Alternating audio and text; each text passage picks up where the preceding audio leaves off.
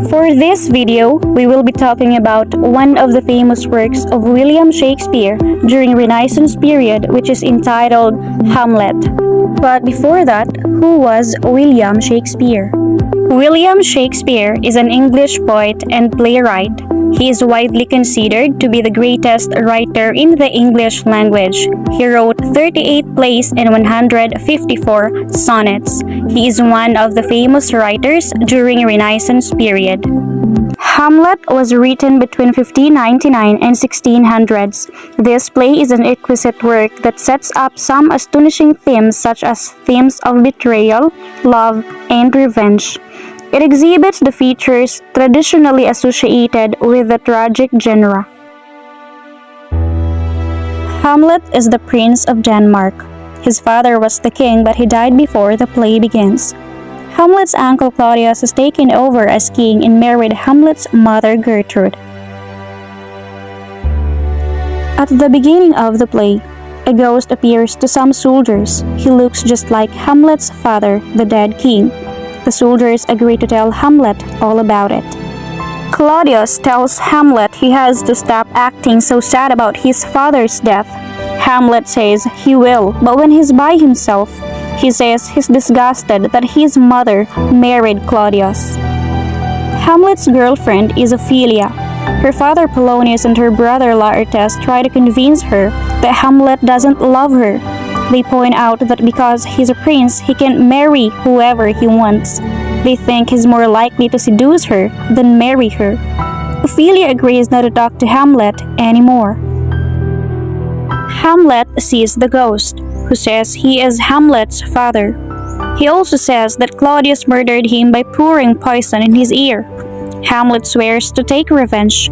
He mentions to the soldiers that in the future, he may find it useful to act as if he is crazy.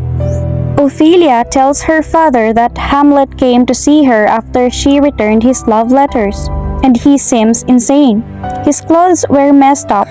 He was trembling and pale and he looked scared.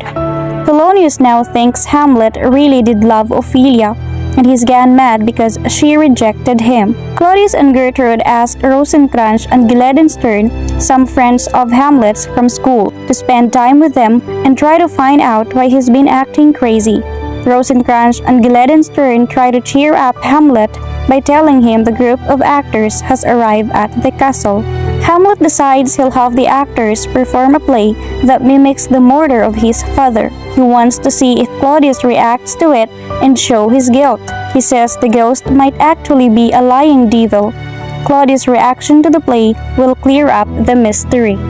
Claudius, Gertrude, and Polonius want to test the theory that Hamlet is acting crazy because he is lovesick, so they spy on a meeting between Hamlet and Ophelia. Hamlet is very nasty to Ophelia and tells her she should go become a nun. After hearing this, Claudius decides Hamlet is not in love. He does think Hamlet's obsessed with something, and since he thinks Hamlet possesses a threat to him, he decides to send him to England. That evening, the actors perform the play Hamlet requested. When Claudius sees a scene where a king is murdered by having poison poured in his ear, he becomes so upset that he gets up and leaves. Hamlet sees this reaction as proof that Claudius indeed murdered his father. When Claudius is by himself, he admits he murdered Hamlet's father. He tries to pray for forgiveness, but he can't seem to make himself do it.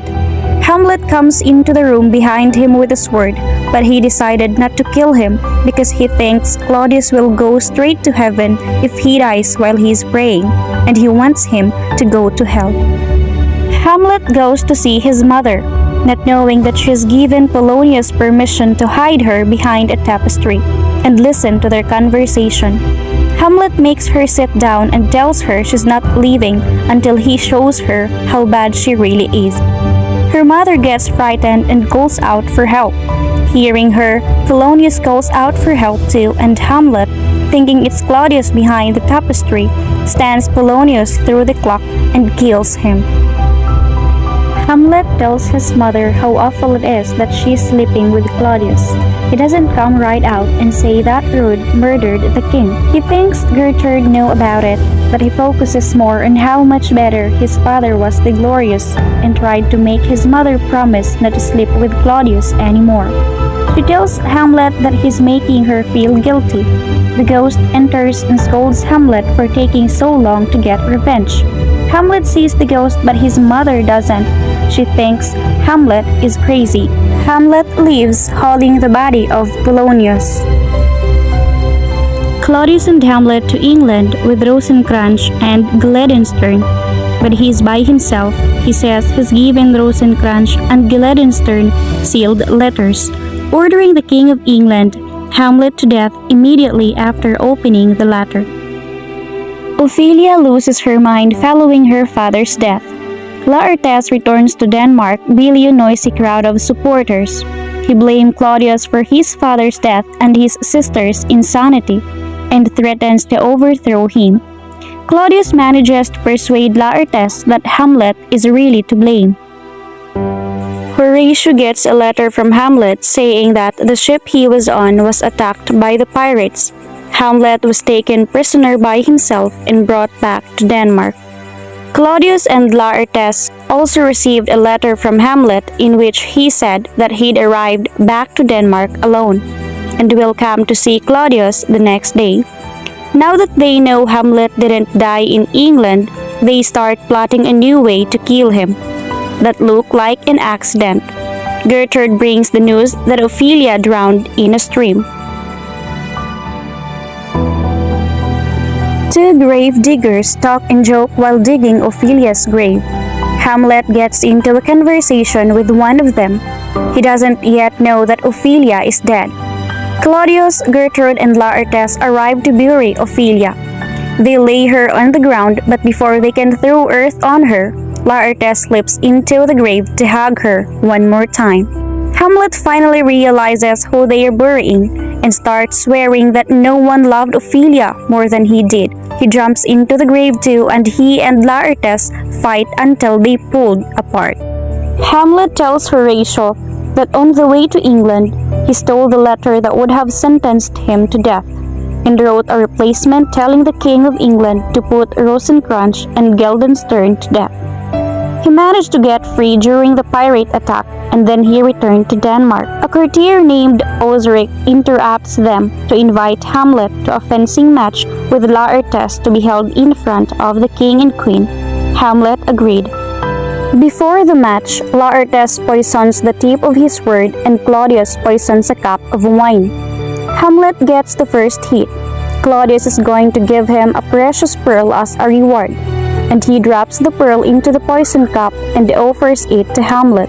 But Hamlet says he's not ready to drink yet. Hamlet gets the second hit. Gertrude picks up the poisoned cup, drink it before Claudius can stop her. Laertes finally gets a hit wounding Hamlet with a poisoned sword, and they both get mad and start grappling with each other. In the scuffle, they exchange swords, and Hamlet wounds Laertes with a poisoned one.